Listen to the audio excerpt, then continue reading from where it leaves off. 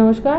আজ পশ্চিমবঙ্গে doctor BC রায় Memorial society এবং সান্ধ্যছায়া মননশীল সাহিত্য পরিবারের সম্পাদক তথা বিশিষ্ট সাহিত্যিক, কবি ও সাংবাদিক মাননীয় মহিবুর রহমানের সঙ্গে আলাপ করিয়ে দিতে চ্যানেল ভিশনের আমন্ত্রণে আমি সুরশ্রী আজকে এখানে এসেছি এবং আমার সঙ্গে অবশ্যই রয়েছেন মাননীয় মহিবুর রহমান। আপনাকে স্বাগত এবং আপনাকে ধন্যবাদ। চ্যানেল ভিশনে এসে আপনার কেমন লাগছে? অবশ্যই ভালো লাগছে, কারণ চ্যানেল ভিশনে এর আগেও আমি পরপর দুবার এসেছি। এর আগে পূর্বে এখানে এসে যেমন লেখক, কবি, আমার পরিচিত যারা পাঠক, আমার পরিচিত যারা আমার শুভাকাঙ্ক্ষী, তারা আমার কতগুলো সংখ্যা বই বেরোলো, আগামী দিনে কী বেরোবে, আমার ডিটেলস জানতে পারে। সেই কারণেই আমি আজকে এই চ্যানেল ভিশনের প্রণবেশদাকেও আন্তরিক ধন্যবাদ জানাবো আমাকে আমন্ত্রণ জানানোর জন্য। আপনি অত্যন্ত ব্যস্ত এবং আপনাদের এই প্রতিদিনের যে ব্যস্ত জীবন, তার সাথে আপনার সংসার, ধর্ম এবং এই দুটোকে ব্যালেন্স করে আপনি একাধিক বই আমাদেরকে প্রতিনিয়ত উপহার দেন। তো সেই বিষয়ে আপনি কি বলবেন? আসলে ছোটোবেলা থেকেই আমার লেখার প্রতি আগ্রহ। আমি যখন ক্লাস 7-এ পড়ি তখন স্কুল ম্যাগাজিনে আমার একটা গল্প বেরিয়েছিল। গল্পের নাম হচ্ছে জমিদার ও ঘোড়ার ডিম। তো তারপর থেকে আমার ছোটো কাকা স্বর্গীয় শামসুজ্জোহা মণ্ডল, তার হাত ধরেই আমি লেখালেখি শুরু করি প্রথম যখন স্কুলে পড়ি। তো তারপরে আস্তে আস্তে এই লেখার আগ্রহটা আসে এবং কবিতা, গল্প, প্রবন্ধ একটার পর একটা লিখতে শুরু করি। আমার একদিকে সংসার, একদিকে আমার মেয়ের পড়াশোনা, আমার চাকরি, এটা স্বাভাবিক। তিনটা আমি সামলাই কী করে। অনেকেই আমাকে, আমার অফিসের কলিগরাও আমায় জিজ্ঞেস করে যে 3 দিক কী করে, সংসার, মেয়ের পড়াশোনা, তোমার চাকরি কী করে, কখন লেখো?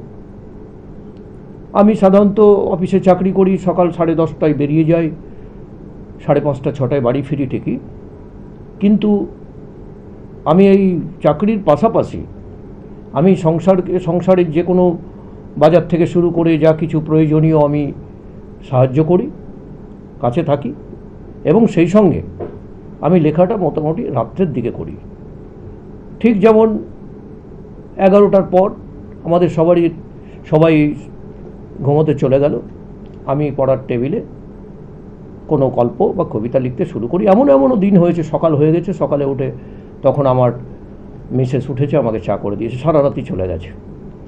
আর আরেকটা লেখা আমার হয়, যেটা আমি মাঝে মাঝে একটু ট্যুর করতে ভালোবাসি। কখনো দীঘা, সেখানে চলে গেলাম, সেখানে সারাদিন সারা রাত, মানে সেখানে তো অফিসের কাজ থাকে না, সেখানে তো পরিবারের ঝামেলাটা থাকে না, সেখানে আমি সারা রাত ধরে লিখি বা সারা দিন ধরে লিখি। হয় চা খেলাম, একটু টিফিন করলাম, আবার লিখতে শুরু করলাম, দুপুরে লাঞ্চ করলাম, আবার লিখতে শুরু করলাম, অনেকটা সময় পাই। ওইভাবেই আমি লেখালেখিটা করি।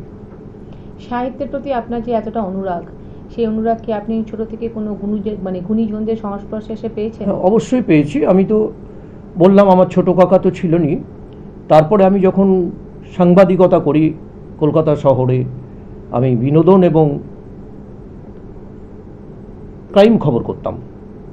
তো সেই সময়ে আমার সাংবাদিকতার সূত্রে আমার প্রথম আলাপ হয় কবি, সাহিত্যিক, সাংবাদিক অমল মুখোপাধ্যায়ের সঙ্গে। তার একটা সংকলন হতো, সংকলনের নাম হচ্ছে ভালোবাসার 2 দিগন্ত। ওপার বাংলা এবং এপার বাংলার প্রতিষ্ঠিত এবং নবীন কবিদের গল্প লেখা বেরোতো। তার প্রথম আমি বইয়ে লেখা দিই, আমার 5টা কবিতা প্রকাশ হয়। কিছুদিনের মধ্যে তার সঙ্গে আমার একটু বন্ধুত্ব সম্পর্ক তৈরি হয় এবং তিনি তার সংকলনে আমাকে সহ সম্পাদক করেন। তখন থেকেই আমি লেখালেখির প্রতি বেশি আগ্রহ হই এবং তার মধ্যে আমার আছে কবি শ্যামলকান্তি দাস, কবি কৃষ্ণা বসু, তার মধ্যে আছেন সৈয়দ মুস্তফা সিরাজ, তিনি নাই চলে গেছেন, সৈয়দ মুস্তফা সিরাজ, নবনীতা দেবসেন, মহস্বতা দেবী, আইপিএস ডক্টর নজরুল ইসলাম, এবং তিনি লেখকও, এবং আইপিএস তপন চট্টোপাধ্যায়। তাদেরই তারা আমাকে, এইসব গুণীজনই আমাকে সর্বতোভাবে সহযোগিতা, এবং পৃথ্বীরাজ সেন, সর্বোপরি পৃথ্বীরাজ সেন বই সংকলনে আমাকে সব রকম সাজিয়ে সমস্ত তৈরি করে তিনি দিতেন। তাদের প্রাধান্যেই আমি আজকে, তাদের সহযোগিতাতে তাদের আশীর্বাদে আমি আজকে এই জায়গাটায় পৌঁছেছি। আপনার কর্মস্থল এবং আপনার জন্মস্থান এই দুটোর মধ্যে তো একটা মানে ডিস্টেন্স বা দূরত্ব অনেকটাই আছে, এবং সেই দূরত্ব বজায় রেখে আপনি আজকে সাহিত্য সৃষ্টি করে মানে আপনার এই যে চেষ্টা এবং আজকে মানে মানুষের মধ্যে পৌঁছে গেছেন, আজকে যে মহিবুর রহমানকে আমরা পাচ্ছি, তো সেটা আপনি কি বলবেন, সেই বিষয়ে আপনি কি না, বলবেন? আসলে আমার জন্ম মুর্শিদাবাদের বহরমপুরে ঠিকই, কিন্তু আমার লেখাপড়া থেকে শুরু করে আমার কর্মকাণ্ড সব কিছু কিন্তু কলকাতার মধ্যেই। আমি পাশাপাশি যেমন অফিসটা করি, সেই সঙ্গে আমি লেখালেখিটাও করি, সেই সঙ্গে আমার নানা রকম অনুষ্ঠানে আমন্ত্রিত হলে সেখানেও যাই। তো শুনুন, মনের যদি ইচ্ছা থাকে, কারোর যদি আন্তরিক ইচ্ছা থাকে যে আমি একটা কিছু করব, তাহলে আমার মনে হয় না কোনো বাধা হয়ে দাঁড়ায়। সব কিছু অতিক্রম করেই এগোনো যায়। বেশ, চ্যানেল ভিশনের আমন্ত্রণে তো আমি আজকে এসেছি, তো একটা অনুরোধ রাখবো যে যদি একটি কবিতা আমাদেরকে আপনি শোনান, মানে দর্শকদেরও শোনান, আমাকেও শোনান, পাঠ করে দিন। আমি আমারই কবিতার শিরোনাম, আমার কবিতা নিজের লেখা, আমি একটা কবিতা প্রথম পড়ছি। তবে ক্ষতি কি? একটা সূর্যাস্ত চাইতে ভারী ইচ্ছে হয়, দিনের শেষে লাল আকাশ, তার নিচে নীল সমুদ্রের হাতছানি, দু একটা সাদা পাখি উড়ে যা, নোনা হাওয়ায় অবিন্যস্ত চুল, এলোমেলো শাড়ির আঁচল, ঘ্রাণে অচেনা এক ফুলের গন্ধ, কোমর আঁকড়ে থাকা কারো হাত, এভাবেই যদি কেটে যায় রাত, তবে ক্ষতি কি? সন্ধ্যার প্রথম তারাটি জ্বলুক দিগন্তে, সূর্যাস্তের লাল মুছে হোক নীল, সমুদ্র তটে বসে হোক স্বপ্ন রচনা, বালির ঘর নই প্রেমের সৌধ, ঢেউয়ের আঘাতে যা ভাঙে না, নিস্তব্ধতাকে আলিঙ্গন করে আরও কাছে আসা, বুকের ভেতর ক্ষণে ক্ষণে বজ্রপাত, এভাবেই যদি কেটে যায় রাত, তবে ক্ষতি কি? বাহ, খুব সুন্দর। আপনার এই যে জীবন, মানে সাহিত্যিক জীবন বা কবির যে জীবন, এই অনুপ্রেরণা আপনার পরিবার থেকে আপনি কিভাবে পেয়েছেন? পরিবারে আমার মা উমেরা বেগম, আমার বাবা ডাক্তার জয়নাল আবেদিন, আর আমার ছোট কাকা শামসুজ্জামান মণ্ডল, এদের অনুপ্রেরণা সব থেকে বেশি। এবং সেই সঙ্গে আমার সহধর্মিণী রহিমা বেগম ওরফে রুহি, এবং বর্তমানে আমার সর্বরকম আমার পাশে থেকে আমাকে সহযোগিতা করছে, উৎসাহ দিচ্ছে আমার একমাত্র কন্যা আবৃত্তি শিল্পী ফারহিন খাতুন ওরফে রিফা। পরিবারের এরা আমাকে সর্বতোভাবে সাহায্য করছে। আমি কোনো প্রোগ্রামে যেতে না চাইলে হয়তো অফিস আছে, বলে দেখো না অফিস ম্যানেজ হয় কি না, আমার স্ত্রী বলে অফিস ম্যানেজ হয় কি না, এই প্রোগ্রামটা তুমি করো না, এই প্রোগ্রামটাই তোমার যাওয়া উচিত। আমার মেয়ে বলে বাবা তুমি এই প্রোগ্রামটা যাও। আমাকে সর্বতোভাবে আমার সহধর্মিণী এবং আমার কন্যা পাশে আছে। মার আশীর্বাদ তো আছে, বাবা নেই, মায়ের আশীর্বাদ সবসময় আমার পাশে আছে। বেশ, সাহিত্যিক এবং কবি জীবনে দেখা যায় যে তাদের অনুপ্রেরণা জোগাতে একাধিক নারী সে তাদের কবিতার মাধ্যমে আসে বা সাহিত্যের মাধ্যমে আসে বা লেখনীর মাধ্যমে আসে। না, তো আপনার জীবনে সেরকম কোনো ঘটনা বা না, একাধিক নারী আমার জীবনে আসেন, একাধিক আমার নারী বন্ধু হয়েছে, অফিসে হয়েছে, লেখালেখিতে হয়েছে, একাধিক, মানে তারা শুধু বন্ধু, অন্য কোনো আমার পাশে থেকে অনুপ্রেরণা তা নয়, আমার ভালো বন্ধু হয়েছে। তবে হ্যাঁ, প্রত্যেকটা লেখকের যেমন আঘাত থাকে, আঘাত না থাকলে ভালো লিখতে পারে না, তেমনি হয়তো আমারও কিছু আছে। আর আপনি যেটা বললেন যে একটা নারীর হাত থাকে, পরিবার ছাড়াও একটা নারীর হাত থাকে, অবশ্যই আছে, কিন্তু সেই নারীর নাম আমি বলবো না। ঠিক আছে, আমরা জানতে তাহলে চাইছেন একটু শুনতে আপনার একান্ত ব্যক্তিগত সাংবাদিক জীবন নিয়ে আমি জানতে চাইবো যে সাংবাদিক হিসেবে একসময় আপনি অনেক কাজ করেছেন এবং একজন সফল সাংবাদিক হিসেবে আপনার অনেক লেখনী বেরিয়েছিল, তো সেই নিয়ে আপনি কি বলবেন সাংবাদিক জীবন নিয়ে সংক্ষেপে যদি? হ্যাঁ, ধরুন, সাংবাদিকতা করতে গিয়ে আমার বলতে গেলে এটাও টার্নিং পয়েন্ট। সাংবাদিকতা না করলে আজকে এত লেখকের সান্নিধ্যে আসতাম না। সাংবাদিকতা করতে গিয়ে কলকাতায় আমি এমন হসপিটাল নেই দুর্নীতির খবর করিনি। সে মেডিকেল কলেজ থেকে, চিত্তরঞ্জন থেকে, আরজিকর থেকে শুরু করে এমন কোনো কলেজ নাই যার আমি, মানে মেডিকেল কলেজ নাই, হাসপাতাল নাই, তার আমি দুর্নীতির খবর করিনি, সব করেছি। এমনকি তৎকালীন এক মন্ত্রী, আমি নাম করছি না, সিপিএমের মন্ত্রী, তার মিসেস একটা হসপিটালে চাকরি করে, সেখানে তিনি সরকারের রিভেনিউ নিত এবং সেই সঙ্গে একটা ওয়ার্ড দখল করেছিলেন, ফ্যামিলি নিয়ে বসবাস করতেন, তার এগেনস্টেও আমি খবর করেছি। আমি চিত্তরঞ্জন ন্যাশনাল ক্যান্সারের ডক্টর জয়ন্ত বিশ্বাস, যে ক্যান্সারের কোটি কোটি টাকা তছরূপ করেছে, আমাকে উকিলের চিঠি দিয়েছে, তবুও আমি কিন্তু ভীত হইনি, আমি খবর করেছি। একটা সময় মানে কলকাতা প্রেস ক্লাবে আমার নাম ছড়িয়ে পড়েছিল যে ক্রাইম খবর, মহিবুর ক্রাইম খবরের মাস্টার, কোথা থেকে এত তথ্য পাই। এবং সেই সঙ্গে আমি বিনোদন, দুটো মেরু, বিনোদন খবরও আমি করতাম। বিনোদন খবর করার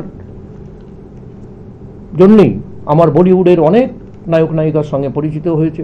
ব্যক্তিগতভাবে মাধবী মুখার্জি, শতাব্দী রায়, রচনা ব্যানার্জি, এদের সঙ্গে আমার ব্যক্তিগত ভালো আলাপ আছে, এরা আমাকে স্নেহ করে। এবং বোনের মতো কনিনিকা বন্দ্যোপাধ্যায়, মনামী ঘোষ, এদের সঙ্গে আমার, ওরা দাদা মতো আমাকে সম্মান দেয়, আমি বোনের চোখে ওদের দেখি। এখনও আমার শতাব্দী রায়ের বাড়িতে খুব ভালোবাসেন ওনার যিনি পতি মৃগাঙ্ক ব্যানার্জি, তিনি খুব ভালোবাসেন, মাঝে মাঝে তার বাড়িতে যাই, আমার সঙ্গে যোগাযোগ আছে ওদের। আমি প্রত্যেকের, অনেক অভিনেতা অভিনেত্রীর খবর তখন চেপেছি, তাদের সঙ্গে আমার যোগাযোগ আছে। এই প্রসঙ্গে বলবো যে আপনি যেমন অভিনেত্রী এবং অভিনেতার কথা বলছেন, সেই প্রসঙ্গে বলবো যে চলচ্চিত্র জগতে কিন্তু আপনাকে কিছু কাজ করতে দেখা গেছে, তো সেই বিষয়ে আপনি কি বলবেন, মানে কি অভিজ্ঞতা আপনার? হ্যাঁ, চলচ্চিত্র মানে আমার চিত্রনাট্য শুধু তোমারই জন্যে, শুধু তোমারই জন্যে, এই চিত্রনাট্যটা আমার কাহিনী এবং আমারই গল্প, আমার কাহিনী এবং আমারই চিত্রনাট্য, এটা আমি নিজের থেকে করেছি। এছাড়াও আমার নিয়মিত সাংবাদিক হিসাবে যোগাযোগ ছিল, আমি কিছু মানে আপনার অ্যাডগুলো করেছি ওখানে থেকে, কিছু কাজ করেছি। এবং সেই সুবাদেও আমার টলিউডের টেকনিশিয়ান, ইন্দ্রপুরী, টেকনিশিয়ান 2, লক্ষ্মী, বিভিন্ন জায়গায় আমার স্টুডিওতে আমার যোগাযোগ আছে। তো এই চলচ্চিত্র জগতে কি কাজ করার ইচ্ছা আছে আপনার? হ্যাঁ, আগামী দিনে আমি আমার গল্প নিয়েই আমি ভাবছি, আমার যে লাস্ট আমি একটা দ্বন্দ্ব চিত্রনাট্য লিখতে শুরু করেছি, এই দ্বন্দ্বটা আমি নিজেই কাউকে প্রযোজক ঠিক করে আমি নিজে পরিচালনা করব, আমার ইচ্ছা আছে। এই প্রসঙ্গে আমি জানতে চাইবো যে আপনি যেটা বললেন যে আপনার লেখনী দ্বন্দ্ব, সেই প্রসঙ্গে আমি একটা প্রশ্ন করব যে আপনার এই মুহূর্তে ঠিক কটি বই, মানে উপন্যাস, কটি কবিতা আমার এই মুহূর্তে অলরেডি 10টি মানে গল্প, কবিতা এবং উপন্যাস, মানে উপন্যাস আমার এখনও লেখা হয়নি, প্রবন্ধ, গল্প, গবেষণাধর্মী বই, তথ্যভিত্তিক নিয়ে আমার 10টি বই অলরেডি প্রকাশিত হয়ে গেছে। বেশ, তাহলে আমরা আপনার এই প্রকাশিত বই থেকে একটি কবিতা এবার আমরা শুনি, কারণ অনেকক্ষণ আমরা গল্প করছি। এবং আমি সেই সঙ্গে বলে নিই, হ্যাঁ, আমার আগামী আপনার পুজো সংখ্যায় আমরা সান্ধ্যছায়া মননশীল সাহিত্য সংকলনের যে দ্বিতীয় সংখ্যা, সেই দ্বিতীয় সংখ্যা আগামী পুজো সংখ্যায় প্রকাশিত হবে। এবং আগামী আন্তর্জাতিক কলকাতা বইমেলায় অচেনা অজানা মুর্শিদাবাদ দ্বিতীয় খণ্ড এবং তোমার হাসিতে মুগ্ধ হয়েছি আমি, এই দুটো বই প্রকাশিত হবে। অচেনা অজানা মুর্শিদাবাদ আমার মনে হয় যে মানুষের মধ্যে খুব বেশি করে সাড়া ফেলেছিল, এবং মুর্শিদাবাদের যে খুঁটিনাটি তথ্য এই বইয়ের মাধ্যমে আমরা পেয়েছিলাম, সেটা কিন্তু আমরা বইমেলার পর থেকে রিভিউ আমরা পেয়েছি। এটা আমরা দ্বিতীয় খণ্ড পাচ্ছি, এটা মনে হয় একটা বইমেলায় একটা বিশাল চমক থাকবে 26-এ। তো সেই প্রসঙ্গে আসবো, কিন্তু তার আগে একটি কবিতা আমরা মনে হয় দর্শকরাও শুনতে চাইছেন। আমি এবার আমার যে সান্ধ্যছায়া মননশীল সাহিত্য সংকলন, আমাদের একটা কমিটি আছে, সান্ধ্যছায়া মননশীল সাহিত্য পরিবার, আমি কমিটির নামগুলো পরে বলছি, এবং ডক্টর বিসি রায় মেমোরিয়াল সোসাইটি, এই সোসাইটির মানে সহসম্পাদক এবং সান্ধ্যছায়া মননশীল সাহিত্য পরিবারের সহসম্পাদক, কবি এবং শিক্ষিকা অন্তরদার কবিতা আমি একটা পড়ছি। অবেলার পালিকা বয়স, গোছানো ঘর, বিছানা বালিশ কতদিন স্পর্শহীন, পরিপাটি সাদা, মশলা কম, বাটনা শিথিল, ফোড়নের গন্ধ মেখে একা রান্নাঘর, ছেলেমেয়েরা যে যার স্কুল কলেজে, স্বামী ফেরে রাত করে, জড়ানো গলায় কত কি যে বলে যায়, রাস্তার আলো নিভে গেলে অন্ধকারে ফুটে ওঠে খয়া চাঁদ, গীত বিতানে ধুলোর আস্তর, হেঁসেলের পাশে পাশে লোভী বেড়ালের মতো ঘুর ঘুর করে কষ্ট, কিছুতে তাড়ানো যায় না। দুপুর ফুরিয়ে এলে দুপা ছড়িয়ে বসে অনিচ্ছে, ওই দূরে আরও দূরে বালিকা বেলা হাতছানি দিয়ে ডাকে। হাত, আচার, নিশিন্দার ঝোঁক, সুখাকুল আর বৈকালির উপরে ছুটে ছুটে ধুলো মাখায়ে আর একটি মেয়ে জন্ম ছোঁয়া যায় না। বাহ, অসাধারণ। এবং অবশ্যই মানে অনেকটা অভিনন্দন জানাবো আমি অন্তরা ধাকে, যার আবৃত্তি আপনি পাঠ করলেন। আমাদের দর্শকরাও কিন্তু আজকে এই অনুষ্ঠানের মাধ্যমে শুনতে পেলো আর কি, এবং আশা করবো আগামী দিনে আবার মানে আরও অনেক ওনার কবিতা আমরা শুনতে পাবো। এবার আমি একটু আপনার ব্যক্তিগত প্রশ্নে আসি, যে আপনার সাহিত্যের প্রতি ভালোবাসাতে, মানে এই যে আপনার ভালোবাসা সাহিত্যের প্রতি, সেখানে আপনার সহধর্মিণী যেমন আপনি বললেন যে সবসময় আপনার পাশে থাকে, এবং আর একজনের নামও খুব শোনা যায়, সেটা হচ্ছে গবেষক মামুনি। তার অবদান মানে কি? এই দুজন আমি তো আগে এর উত্তরটা দিয়েছি। এরা দুজনই আমার সহধর্মিণী, রহিমা বেগম ওরফে রুহি, ফারিন খাতুন ওরফে রিফা। এরাই আমাকে সম্পূর্ণভাবেই সহযোগিতা করে যাচ্ছেন। আর আমার পাশে একটা নারী প্রধান তো আছে, তার নাম আমি প্রকাশ্যে আনছি না। বেশ, আমি একটা কথা আপনার থেকে জানতে চাইবো, যে পশ্চিমবঙ্গে কিন্তু বহু জেলায় সাহিত্য সম্মিলনী হয়, এবং সেখানে আপনি প্রধান অতিথি হিসেবে আপনাকে দেখা যায়, এবং আপনি কিন্তু এই সাহিত্য সম্মিলন বা এই সাহিত্য যে সভাগুলো হয় তাতে আপনি যে মানে যান, সেই নিয়ে আপনি কি অভিজ্ঞতা আপনাদের সঙ্গে শেয়ার করতে চাইবেন? হ্যাঁ, আমি ধরুন বিভিন্ন প্রোগ্রামে কলকাতার বাইরে, কখনো হলদিয়া, কখনো বর্ধমান, কখনো আসানসোল, দার্জিলিং, বিভিন্ন জায়গায় অনুষ্ঠানে, কোনো জায়গায় মানে কবি হিসাবে কবিতা পাঠের জন্য, কোনো জায়গায় অতিথি হিসাবে আমন্ত্রণ করে। আমি আমার অফিস সব কিছু ম্যানেজ করে আমি প্রায়ই সব অনুষ্ঠানে যেতে পারি না, তবে বেশিরভাগ অনুষ্ঠানে যাওয়ার চেষ্টা করি এবং আমি যাই। এছাড়াও আমি পশ্চিমবাংলার বাইরেও আমি অনুষ্ঠানে গেছি। মানে কয়েক বছর ধরে বাংলাদেশে সেখানে আন্তর্জাতিক লেখক দিবসে আমাকে আমন্ত্রণ জানানো হয়, সেখানে গেছি। টাঙ্গাইলে ওখানে অনুষ্ঠান করেছি, ময়মনসিংহে করেছি, ঢাকাতে করেছি, চট্টগ্রাম করেছি, কক্সবাজার করেছি, মহেশখালী দ্বীপ সেখানে করেছি, পাবনাতে করেছি। এবারে ওখানে একটু পরিস্থিতি খারাপ বলে এবার প্রোগ্রামটায় যেতে পারিনি। আগামী কোনো প্রোগ্রাম হলে নিশ্চয়ই যাব। এবং এই যে আপনি বাংলাদেশে গিয়ে অনুষ্ঠান করেন, বা আপনার যে বাংলাদেশে কিন্তু আপনি পরিচিত মুখ ভারতের হয়ে, সেটাও আমরা একটা আগের অনুষ্ঠানে আমরা দেখেছিলাম বা শুনেছিলাম, যে ভারতের যে প্রতিনিধি আছে তার মাঝখানে আপনি একজন মানে খুব গুরুত্বপূর্ণ মুখ বাংলাদেশের সাহিত্যের ক্ষেত্রে। তো সেই বিষয়ে ছোট করে যদি আমাদের একটুখানি জানান। না, আসলে প্রথম আমরা যখন বাংলাদেশ যাই 2017 সালে, আমাদের কবি সাহিত্যিক, আমার অভিভাবক দাদা কবি শ্যামলকান্তি দাসের নেতৃত্বে, তার হাত ধরে তিনি আমাকে প্রথম নিয়ে যান। তারপর সেখানে পরিচিত হয়। পরবর্তীতে মানে তৎকালীন বাংলাদেশের বাংলা একাডেমি যিনি চেয়ারম্যান, পরিচালক নুরুল হুদা, জাতিসত্তার কবি, তার আমন্ত্রণে প্রত্যেক বছরই যায়, এবং তিনি বিগত 3 বছর ধরে আমাকেই টিম লিডার করেছেন। আমার নেতৃত্বেই কখনো 20 জন, কখনো 10 জন, কখনো 5 জন, যেমন বলেন তেমনিভাবে নিয়ে যাই। আচ্ছা, ডক্টর বিসি রায় মেমোরিয়াল সোসাইটি এবং সান্ধ্যছায়া মননশীল সাহিত্য পরিবারের গঠনের উদ্দেশ্যে যে কাজকর্ম হচ্ছে, এবং এই যে দুটি কমিটি গঠন নিয়ে আপনি কি বলবেন, মানে এই বিষয়ে? ডক্টর বিসি রায় আমাদের 2004 সালে গঠন হয়েছে। বর্তমান কমিটি করেছি, সেই কমিটিতে আমাদের চিফ অ্যাডভাইসার আছে দিলীপ চন্দ্র মুখার্জি, শ্যামলকান্তি দাস আছে, তপন বন্দ্যোপাধ্যায়, পৃথ্বীরাজ সেন, কৃষ্ণা বসু, তপন চট্টোপাধ্যায়, নজরুল ইসলাম, সৈয়দ হাসমত জালাল, পার্থসারথী গায়েন, রচনা ব্যানার্জি, সুপ্তি পাণ্ডে, বংশীবদন চট্টোপাধ্যায়, রবীন মজুমদার, মৃগাঙ্ক ব্যানার্জি, আচার্য চন্দ্রানী, এরা আছে।